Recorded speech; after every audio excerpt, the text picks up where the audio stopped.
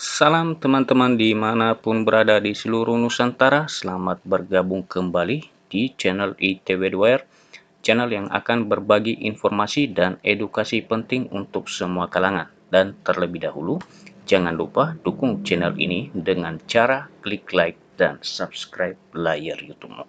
Pada kesempatan ini, satu informasi penting untuk para pensiunan, yang mana hal ini disampaikan bahwa dana pensiun tidak bisa dicairkan selama 10 tahun ke depan, ya, berlaku mulai Oktober 2024. Dan informasinya ini dimuat 3 September 2024.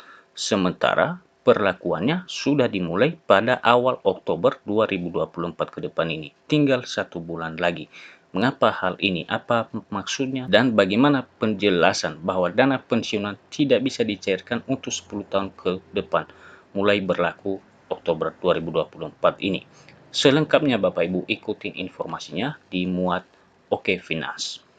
Jakarta, dana pensiun tidak bisa dicairkan sebelum usia kepesertaan menginjak 10 tahun berlaku mulai Oktober 2024. Nah, apa maksudnya? Bahwa sebelum kepesertaan pensiunan 10 tahun tidak dapat dicairkan dananya. Kepala Eksekutif Pengawas Perasuransian, Penjaminan, dan Dana Pensiun OJK, Ogi Prastomiono, menjelaskan, selama ini 80% saldo manfaat pensiunan peserta setelah memperhitungkan PPh 21 lebih dari 500 juta, maka peserta wajib memilih perusahaan asuransi jiwa untuk membeli produk anuitas. Ini diwajibkan ya menurut informasi yang disampaikan OJK dalam hal ini Ogi Prastomiono diwajibkan untuk ikut dalam asuransi jiwa dan membeli produk anuitas. Nah, produk anuitas itu sendiri mari kita lihat pengertiannya. Anuitas sendiri adalah produk asuransi jiwa yang memberikan pembayaran secara bulanan kepada peserta yang telah mencapai usia pensiun, janda, duda, anak untuk jangka waktu tertentu, atau secara berkala.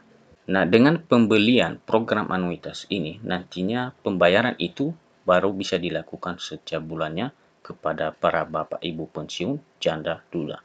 Di mana untuk PPIP yang pensiun harus mengalihkan 80% dari nilai manfaatnya itu ke program anuitas. Jadi 80% untuk masuk ke program anuitas sehingga nanti pembayarannya dapat dibayarkan setiap bulannya. Kecuali pendapatan di bawah pertumbuhan bisa diambil secara tunai. Dan kita meminta mulai Oktober tidak boleh melakukan surrender atau pencairan anuitas sebelum 10 tahun. Ujar Oki dalam acara HUT ADPI ke-39 di Jakarta, Selasa 3 September 2024. Lebih jauh, Ogi menjelaskan pencairan anuitas tersebut yang sebetulnya membuat dana pensiun pemberi kerja (DPPK) tidak pernah mengalami kenaikan, sebab 80% dana tersebut harus dibelanjakan produk anuitas. Ini yang membuat statistik dana pensiun dari DPPK itu tidak pernah naik, karena begitu dana masuk, keluar dari PPIP, program pensiun iuran pasti, masuk anuitas, dan dicairkan hanya kurang dari sebulan, meskipun kena penalti cukup besar, sambungnya. Menurutnya, hal ini yang kurang selaras dengan tujuan dan manfaat program pensiun, karena kerap lebih dahulu dicairkan melalui produk anuitas yang bisa dicairkan secara bertahap. Itu menyalahi program dana pensiun. Dana pensiun itu setelah dia pensiun mendapatkan manfaat. Tapi kalau diambil bukan program pensiun namanya, itu tabungan biasa saja.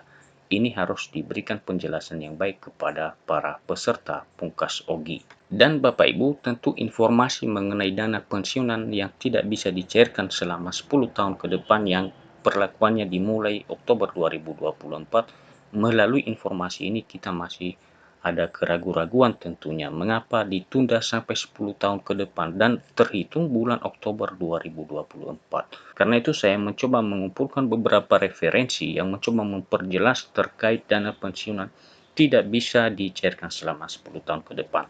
Bapak Ibu, pertama-tama kita perlu mengetahui jenis dana pensiun. Lembaga dana pensiun mengumpulkan dana mengelola iuran yang dibayar baik oleh peserta atau pemberi kerja. Tujuannya adalah agar pekerja atau karyawan dapat menjalani masa pensiun setiap bulan secara reguler. Adapun kontribusi iuran yang bersumber dari peserta atau pemberi kerja inilah yang membedakan dana pensiun dengan tabungan, asuransi, atau investasi pribadi lainnya. Nah, Bapak Ibu, ini adalah beberapa dua program dana pensiun yang mana disampaikan program dana pensiun dapat dibagi menjadi dua. Dana pensiun manfaat pasti, dana pensiuran iuran pasti. Penyelenggaranya ada dua juga, dana pensiun pemberi kerja, dana pensiun lembaga keuangan. Selain itu terdapat pula dana pensiun yang sifatnya wajib yaitu BPJS Ketenagakerjaan. Nah, dari kedua program dana pensiunan, ya dana pensiun manfaat pasti, dana pensiunan iuran pasti, hal ini tentu dapat dibedakan oleh para pensiunan PNS tentunya. Dan untuk memperjelas, kita coba mengulas kembali dana pensiunan untuk para PNS misalnya. Pengertian dana pensiunan taspen ya. Dana pensiunan taspen adalah program yang menyelenggarakan pembayaran pensiun bagi pegawai negeri sipil, pejabat negara, dan hakim. Dana pensiunan ini diberikan sebagai jaminan hari tua dan penghargaan atas jasa yang telah diberikan selama bekerja di pemerintahan. PT Taspen Persero atau Dana Tabungan dan Asuransi Pegawai Negeri adalah badan usaha milik negara BUMN Indonesia yang menyelenggarakan program pensiun ini.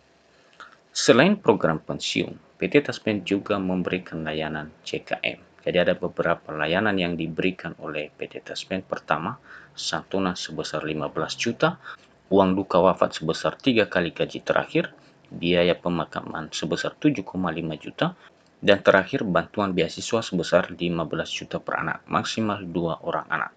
Pensiunan PNS juga bisa mendapatkan tunjangan pasangan, tunjangan anak, dan tunjangan pangan. Dan Bapak Ibu, ini adalah program dana pensiunan Taspen yang khusus untuk para abdi negara tentunya. Dan beda halnya dengan program dana pensiunan yang sebelumnya tadi, yaitu dana pensiunan manfaat pasti, dana pensiunan iuran pasti. Kita lihat selanjutnya. Dana Pensiunan Pemberi Kerja (DPPK) adalah program pensiun yang didirikan oleh perusahaan atau pemberi kerja untuk karyawannya. Jadi dari pengertian ini Bapak Ibu yang seperti disampaikan tadi untuk para peserta dana pensiunan pemberi kerja. Dana pensiunan pemberi kerja itu adalah program pensiun khusus untuk pemberi kerja untuk karyawan ya. DPPK bertujuan untuk membantu karyawan merencanakan masa pensiun dengan memberikan dana atau manfaat lainnya setelah pensiun. DPPK dapat menjadi salah satu cara bagi perusahaan untuk menawarkan manfaat pekerjaan dan memperkuat ikatan dengan karyawan. Program pensiun yang solid dapat membantu perusahaan mempertahankan karyawan dan memperoleh reputasi baik di mata publik. Jadi Bapak Ibu, dari beberapa pengertian dana pensiun, sebagaimana kita ketahui tadi, ada pertama dana pensiun manfaat pasti, dana pensiun iuran pasti, dan dana pensiun untuk Taspen. Jadi itu berbeda ya antara dana pensiun manfaat pasti, iuran pasti, dan dana pensiun PT Taspen. Khusus untuk PT Taspen itu bagi para PNS. Sementara informasi yang menyampaikan bahwa dana pensiun tidak bisa dicairkan selama 10 tahun berlaku mulai Oktober 2024 itu adalah para pensiunan karyawan. Jadi itulah kesimpulan dari informasi ini supaya Bapak Ibu tidak salah memahami. Demikian yang dapat kami bagikan untuk Bapak Ibu sekalian dan sampai ketemu kembali. Salam.